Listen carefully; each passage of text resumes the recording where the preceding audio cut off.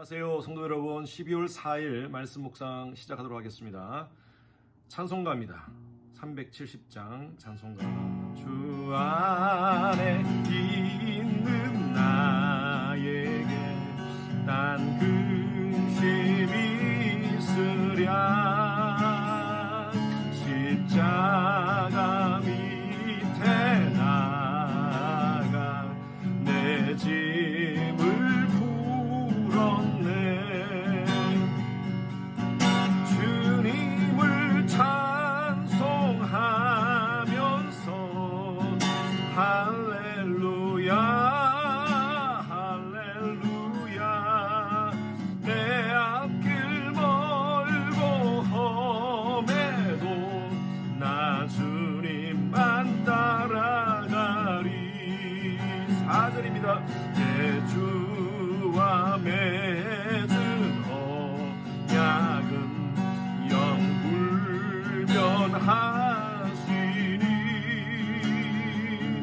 그 나라가기까지는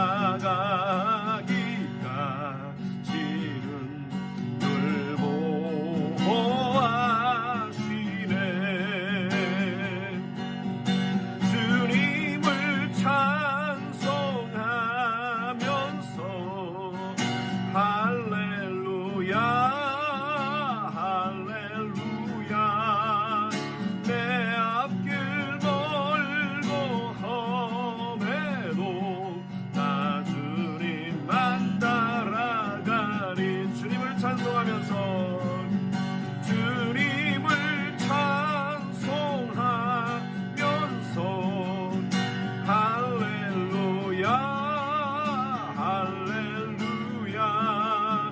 내 앞길 멀고 험해도 나 주님만 따라가리. 아멘. 방금 드린 찬양의 고백대로 내 앞길 멀고 험해도 나 주님만 따르겠습니다 라는 이 고백이 우리 삶 가운데 넘치기를 바랍니다. 오늘 함께 묵상할 말씀은요, 다니엘서 8장입니다.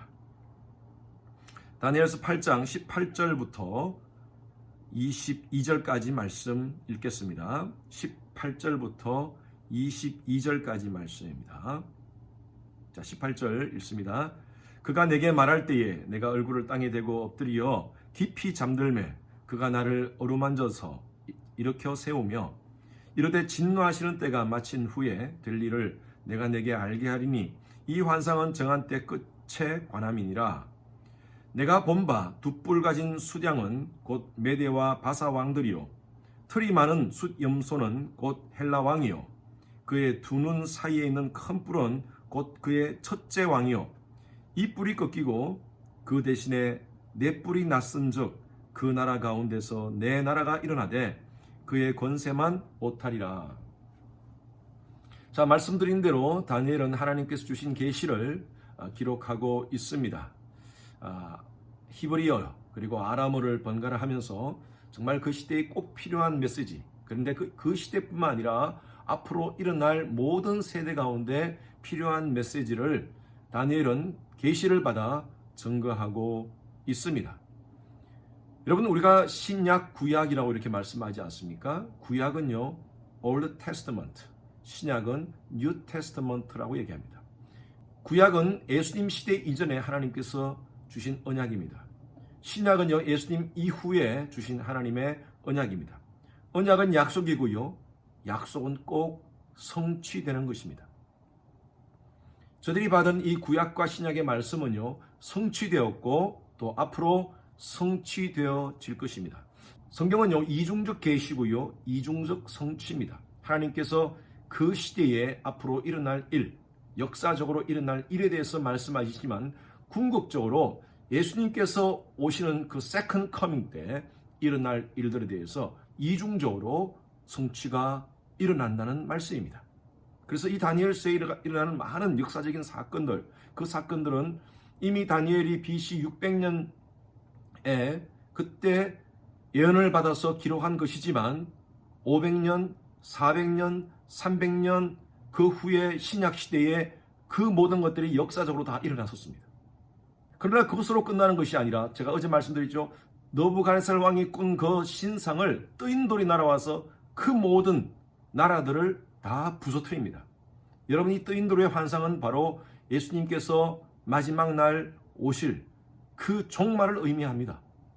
이 시대의 모든 나라들을 무너뜨리고 예수님의 새로운 나라, 바로 새하늘과 새 땅, 하나님의 나라가 완성된다는 그런 의미를 말씀드린다고 제가 어제 말씀드렸습니다. 그래서 7장 말씀에는요, 내 짐승에 대한 예언이 있었고요. 그리고 2년 후에 다니엘이 환상을 보는데 그때 숫 양 그리고 숫 염소에 대한 환상을 봅니다.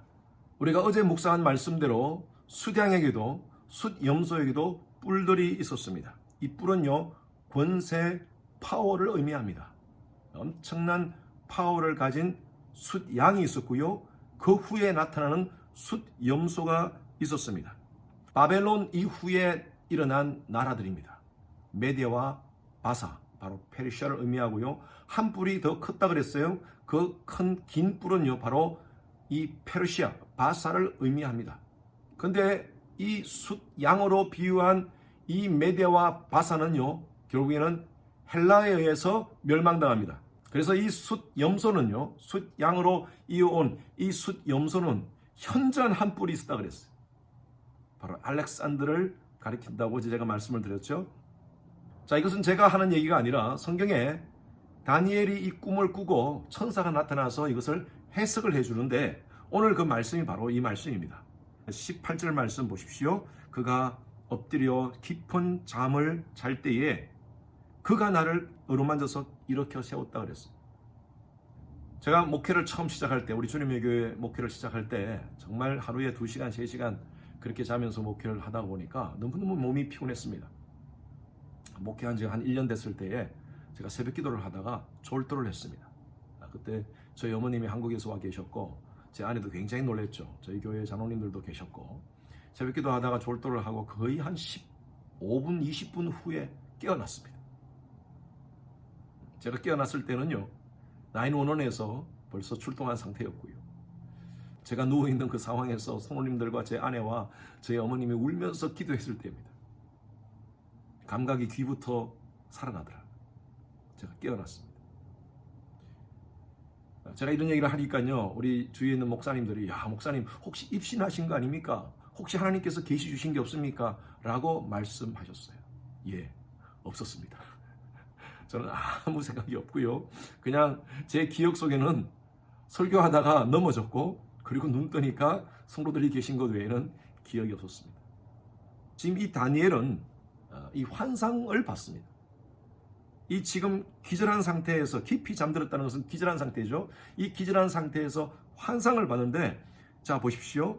진노하시는 때가 마친 후에 될 일을 내가 내게 알리리니, 하나님께서 이 말씀을 주시는데 이 환상은 정한 때 끝에 관한 것이다.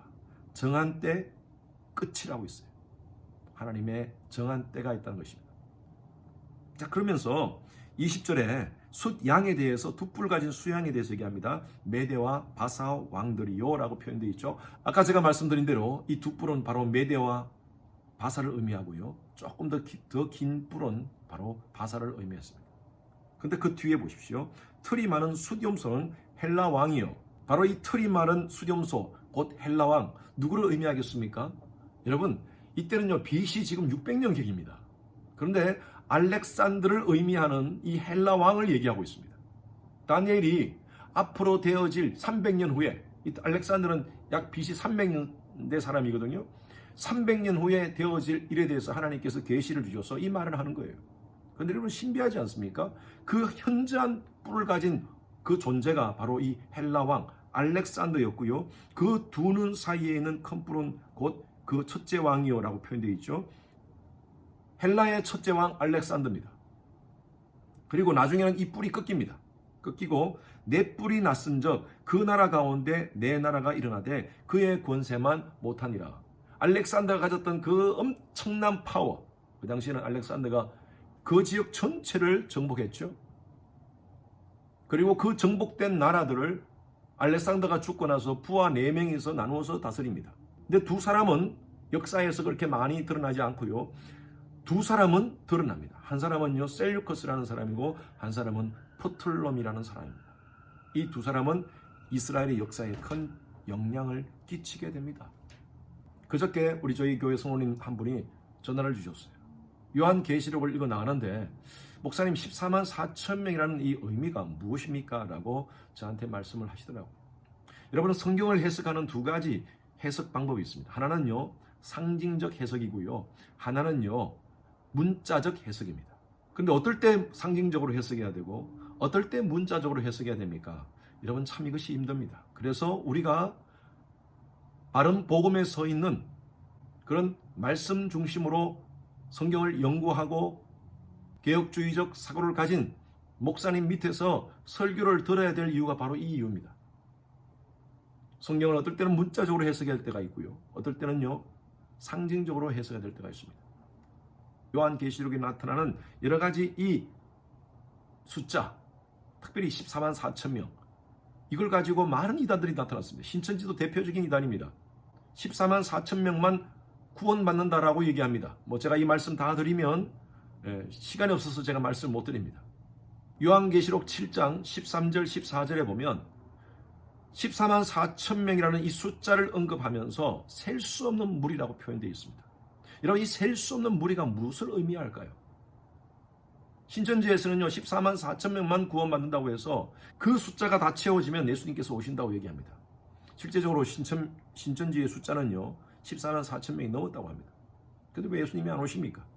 성경을 문자적으로만 해석하게 되면 이런 오류를 범하게 됩니다. 지금까지 많은 종말론적 이단들이 바로 이 문자적 해석에 너무 치우쳐서 그렇습니다. 14만 4천 명은요 구약의 하나님의 백성들을 상징하는 12지파, 신약의 하나님의 백성들을 상징하는 12제자, 그리고 많은 수를 상징하는 천. 그래서 여러분 12 곱하기 12 144 아닙니까? 144의 수많은이라는 그 상징적인 숫자 천을 포함한 것이 바로 14만 4천 명입니다. 누가 구원을 받습니까? 그리고 구원을 받는 숫자가 얼만큼 됩니까? 제가 말씀을 드릴게요. 요한계시록 14장 6절 말씀에 보면요. 순결을 지킨 자, 정절을 지킨 자, 그러면서 마지막에 나오는 말씀이 복음을 가진 자. 이 자들이 바로 구원을 받는다라고 얘기하고 있고 그 숫자가 셀 수 없는 무리라는 것입니다. 14만 4천 명은 바로 예수님께서 오시는 그 종말의 순간에 구원받는 하나님의 백성들을 의미합니다. 여러분 이 말씀을 통하여서 우리가 문자적으로 또 상징적으로 어떻게 해석하느냐, 여러분 그것은요 신학자들이나 또 목사님들에게 맡기십시오. 우리 성도님들이 깨달아야 될 것은요 분명히 마지막 때는 온다. 오늘 말씀대로 이 환상은 정한 때 끝에 관한 것이다. 끝에 관한 것입니다. 예수님은 분명히 오십니다. 하나님께서 정한 때 끝이 분명히 있습니다. 그 시간과 그 날짜는 저희들이 알 수가 없습니다. 그러나 하루하루 복음을 알고 복음을 살아가는 하나님의 백성으로서 그리스도의 순결한 신부로 우리의 영적인 순결, 육적인 순결을 유지하면서 그 오실 신랑이신 예수 그리스도를 기다리시는 여러분 되시길 주님의 이름으로 축원합니다. 그때는 분명히 임할 것입니다. 하나님 감사합니다. 오늘도 말씀을 통하여서 이 다니엘을 통하여 주신 이 말씀, 정한 때 끝에 관한 말씀, 분명히 이 마지막 때는 임할 것이고 그때 하나님의 심판이 이 시대 가운데 임한다는 이 메시지를 듣습니다. 그 시와 때는 알 수 없으나 하루하루 그리스도의 순결한 신부로서 영적 육적 순결을 유지하면서 하나님을 기쁘시게 하는 믿음의 순결함을 갖는 저희들 되게 하여 주시옵소서. 오늘 하루도 믿음으로 승리하는 저희들 되게 하소서. 감사드리며 살아계신 예수 그리스도 이름으로 기도했습니다. 금요일 기도 제목으로 함께 기도하겠습니다. 금요일은 주일 예배를 위해서 특별히 기도합니다. 온라인 예배, 성령께서 함께하는 예배 될 수 있도록 우리 모든 성도님들이 집중하여 예배의 전심으로 하나님만 바라볼 수 있도록 담임 목사 설교를 위해서 여러분 기도해 주시기 바랍니다. 온라인, 오프라인으로 준비되는 모든 설교를 위해서 우리 전도사님들, 목사님들 설교를 위해서 기도해 주시고 예배를 준비하시는 우리 영상팀, 찬양팀 그 외에 모든 예배 준비자들을 위해서 기도해 주시기 바랍니다. 또 영상이 준비되어서 이제 아이들에게 주일날 영상으로 예배를 드리게 됩니다. 우리 모든 교육부의 아이들 예배 잘 드릴 수 있도록 하나님을 만나는 시간 될 수 있도록 해달라고 다 같이 함께 기도하시겠습니다.